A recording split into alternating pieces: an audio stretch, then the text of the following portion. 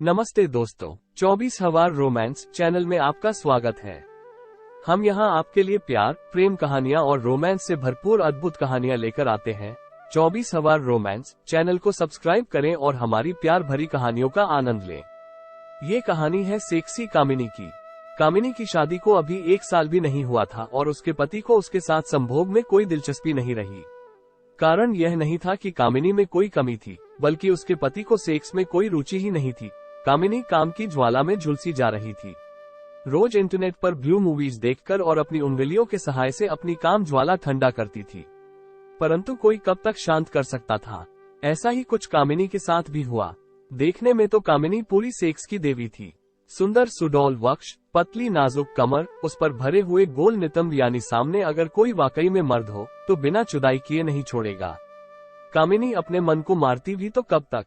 एक दिन सुबह सुबह जब दरवाजे की घंटी बजी तो कामिनी को भी नहीं पता था कि वो अब सेक्स के किस दरवाजे को खोलने जा रही थी, जिसको खोलने के बाद उसकी जिंदगी में सेक्स के सिवा और कुछ भी नहीं रहने वाला था। सुबह के 4 बजे थे। दूध वाला तो 5 बजे तक आता है, इतनी जल्दी कौन आ गया? यही सोचते सोचते कामिनी ने दरवाजा खोला। दरवाजे पर एक 5 फुट 9 इंच लंबा, चौड़ी बड़ी छाती, पहलवानों जैसा कसरती बदन वाला एक मर्द खड़ा था। कामिनी की आंखें खुली की खुली रह गईं। कामिनी बिना कुछ पूछे उसे ऊपर से नीचे तक देखती रह गई। तभी सामने खड़े मर्द ने उसे अपना परिचय दिया। उसने अपना नाम भीम बताया और कहा वो उनके दूध वाले बीरा का जीजा है और किसी कारणवश उनके दूध वाले को अपने गांव जाना पड़ा है और आज से वो ही उनके लिए दूध लेकर आएगा। कामिनी का ध्यान उसकी बातों में कम पर उसके दमकते बदन पर ज्यादा था। और होता भी क्यों नहीं, भीम ने अपने कंधे पर एक गमछा रखा हुआ था। चौड़ी छाती पूरी खुली हुई थी और केवल एक सफेद रंग की धोती पहन रखी थी, जो पारदर्शी होने के कारण बदन को ढक कम दिखा ज्यादा रही थी। यही नहीं, कमर और जांघ के पास के हिस्से को देखकर ऐसा लग रहा था कि शायद उसने धोती के अंदर कुछ नहीं पहना था। कामिनी यही सब देख रही थी कि अचानक भीम ने उससे कहा, मैडम जी दूध ले लीजिए। उसने जैसे तैसे अपने होश बटोरे और मुड़कर अंदर दूध का बर्तन लेने चली गई। पर अंदर जाते वक्त से लेकर वापस आने तक वो केवल भीम के बदन के बारे में ही सोचती रही और बाहर आते ही उसने भीम से कहा, तुम दूध वाले हो या पहलवान? ये सुनकर भीम मुस्कुरा दिया और कंधे से गमछा उतारकर बाजू में रखते हुए, जैसे शौच के लिए बैठते हैं उस तरह से पंजों के बल पैरों को ज्यादा खोलते हुए बैठ गया। ऐसा करने से उसकी धोती का एक तरफ का खुला हुआ भाग पूरी तरह से प्रदर्शित करते हुए नीचे हो गया। कामिनी के सामने उसकी बाईं जांघ उसके आंडों तक बिल्कुल नंगी दिख रही थी। तभी कामिनी ने ध्यान दिया कि भीम उसे बोल रहा था कि वो पेशे से दूध वाला है, पर उसे पहलवानी का शौक जवानी से ही था, इसलिए उसका बदन पहलवान जैसा हो गया है। ये बात सुनकर कामिनी का ध्यान फिर टूटा और उसने बातचीत आगे बढ़ाते हुए उससे पूछा, तुम इतनी जल्दी क्यों आए हो? भीम बोला, मुझे मेरे साले के चले जाने से 2 लोगों का काम करना पड़ रहा है, इसलिए उसे जल्दी आना पड़ा। ये बोलते बोलते उसने दूध का पतीला कामिनी की ओर कर दिया, पर कामिनी का ध्यान तो कहीं और ही था। उसकी आंखें तो भीम के पैरों के बीच में घुसी हुई थीं। वो तो ये सोच रही थी कि जो उभार सामान्य अवस्था में कसी हुई धोती के अंदर इतना बड़ा दिख रहा है, वो उत्तेजित अवस्था में बिना किसी बंधन के कितना प्रबल, प्रचंड, कामुक और सुंदर दिखाई देता होगा। कामिनी का ध्यान अपने लिवड़े में घुसा देखकर भीम को कामिनी की मनोदशा का एहसास हो गया। उसने उसे भंग करते हुए कामिनी से कहा, मैडम जी, अगर आप कहें तो मैं देर से ही आऊंगा। ये सुनकर कामिनी का ध्यान फिर टूटा और उसकी नजरें भीम से चार हो गईं।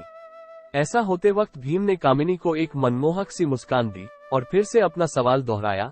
अब कामिनी का ध्यान भीम के रस भरे होठों पर गया और उसकी चिकनी चूत ने काफी सारा पानी छोड़ दिया। ऐसा होते ही कामिनी के होश ठिकाने आए। उसके दिमाग में भीम के सवाल और जवाब दोनों ही ने दस्तक दी। कामिनी ने अपनी सांस गुटिकते हुए भीम से कहा, उसे कोई परेशानी नहीं है। ऐसा बोलते बोलते उसकी जीभ उसके होठों को गीला कर गई और उसका ध्यान फिर से भीम के चिकनी जांघों से होते हुए उसके लवड़े पर जाकर रुक गया। कुछ पल ऐसे ही बीतने के बाद कामिनी का ध्यान फिर टूटा और उसने देखा कि भीम उसे देख अभी भी मुस्कुरा रहा था। बिना हिले, बिना कुछ कहे, कामिनी को अपने लवड़े के पूरे दर्शन दे रहा था। ये देख कामिनी सकपकाती हुई खड़ी हो गई। कामिनी के खड़े होने के बाद भीम भी मुस्कुराता हुआ खड़ा हो गया। कुछ पल के लिए वहां ऐसा मौन था, मानो जैसे कोई वहां था ही नहीं। फिर भीम ने मुस्कुराते हुए कहा, मैं कल आता हूँ, और वो दूध का कंटेनर लेकर लिफ्ट से नीचे चला गया। उसके जाने के बाद कामिनी दूध का पतीला लेकर किचन में चली गई और पतीला रखकर अपनी बालकनी में जाकर खड़ी हो गई। कुछ ही पल में उसे भीम बिल्डिंग से बाहर अपनी साइकिल की ओर जाते दिखाई दिया। पर कमाल की बात तो ये थी कि साइकिल में अपना कंटेनर टांगने के बाद भीम ने सिर उठाकर सीधा कामिनी की ओर देखा, मानो उसे पता था कि वो उसे ताक रही होगी, और फिर प्यारी सी कातिलाना मुस्कान देते हुए साइकिल पर चढ़कर गेट की तरफ चल दिया। कामिनी के लिए ये बिल्कुल आशा से परे था। भीम के जाने के बाद तो जैसे उसके होश ही उड़ गए थे। सारा दिन वो केवल उसके बारे में ही सोचती रही। ऊपर वाला भी कामिनी पर मेहरबान ही था। ऑफिस जाने के बाद उसके पति का फोन आया कि उसे एक अर्जेंट मीटिंग के लिए लंदन जाना पड़ेगा और वो दोपहर की फ्लाइट से ही जाने वाला है, इसलिए वो घर जल्दी आएगा। उसका जरूरी सामान पैक कर दे। पति के जाने के बाद तो कामिनी सेक्स के लिए पागल सी हुई जा रही थी। उसका मन कर रहा था कि अभी भीम आ जाए और उसे जमकर चोदे, उसकी अतृप्त प्यास को अपने वीर्य से सराबोर कर दे। इस चाह में वो अपने सारे कपड़े उतारकर बिल्कुल नग्न होकर अपने आप को दर्पण में देखने लगी। उसने पाया कि सोच मात्र से उसके स्तन इतने उभर गए थे। जब भीम उसे चोदेगा तो उसे कितना आनंद आएगा। यही सोचते सोचते उसकी चूत ने फिर पानी छोड़ दिया। पानी छूटते ही कामिनी ने ध्यान दिया कि उसकी चूत के बाल काफी बड़े हो गए हैं, इसलिए वो तुरंत बाथरूम में चली गई और हेयर रिमूवर लगाकर अपने अनचाहे बालों को हटा दिया। अब तो वो बिल्कुल चिकनी हो गई थी। उसकी चूत एक छोटी बच्ची की तरह चमकने लगी थी। इसके बाद उसने अपने बदन को और मुलायम करने की सोची और सारे बदन पर खूब सारा उपटन लगाकर उसे मखमली और कोमल कर लिया। कुछ घंटों की देखभाल के बाद कामिनी का बदन एक खूबसूरत अप्सरा के समान दमकने लगा था। वो फिर से दर्पण के सामने नग्न आकर खड़ी हो गई। अपने आप को देख उसे अपनी खूबसूरती पर नाज हुआ और फिर वो बिस्तर पर लेटकर भीम के साथ अपने संभोग की कल्पना करने लगी। उसके मन में अलग अलग मुद्राओं, अलग अलग तरह के रति काम कलाओं के विचार आने लगे। तभी उसने घड़ी के घंटों की आवाज सुनी और पाया कि रात के 10 बज चुके थे। कामिनी ने अपनी अलमारी से एक पारदर्शी छोटे साइज की गहरे गले की काले रंग की नाइटी निकाली और उसे पहन लिया। नाइटी की लंबाई केवल उसकी चूत तक ही थी। उसका पीछे का भाग तो पूरा खुला हुआ था, यानी नाइटी का कपड़ा केवल उसके नितंबों के हिस्से पर ही था। नाइटी गले पर एक डोरी से बंधी थी और डोरी के दोनों दूसरे छोर वक्षों के लगभग बीच पर आकर सामने के भाग से जुड़े हुए थे। कामिनी के स्तन आधे ही ढके थे। यही नहीं, गले की बीच की गहराई नाभि के 2 अंगुल ऊपर ही खत्म हो रही नाइटी ज्यादा ढीली नहीं थी, इसलिए लगभग बदन से चिपकी हुई थी। नाइटी कामिनी के बदन के उतार चढ़ाव को साफ दिखा रही थी। नाइटी पहनने के बाद कामिनी रसोई में गई।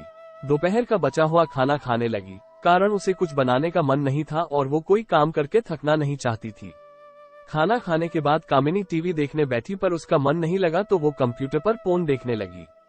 कल्पना से परे आज उसका मन पोर्न देखने में भी नहीं लगा तो वो बिस्तर पर आकर लेट गई। आज कामिनी को नींद कहाँ आनी थी। कुछ देर बाद उसने अपनी नाइटी बिस्तर पर उतार फेंकी और नग्न ही बालकनी में आकर खड़ी हो गई, क्योंकि सामने खुला मैदान था और इस वक्त रात के 12 बज चुके थे।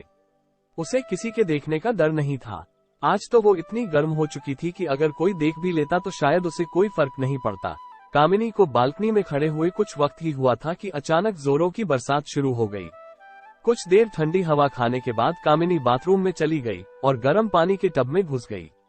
जब पानी ठंडा हो गया तो वो बाहर आ गई। उसने अपने शरीर पर खूब सारा बॉडी लोशन लगाकर मालिश की।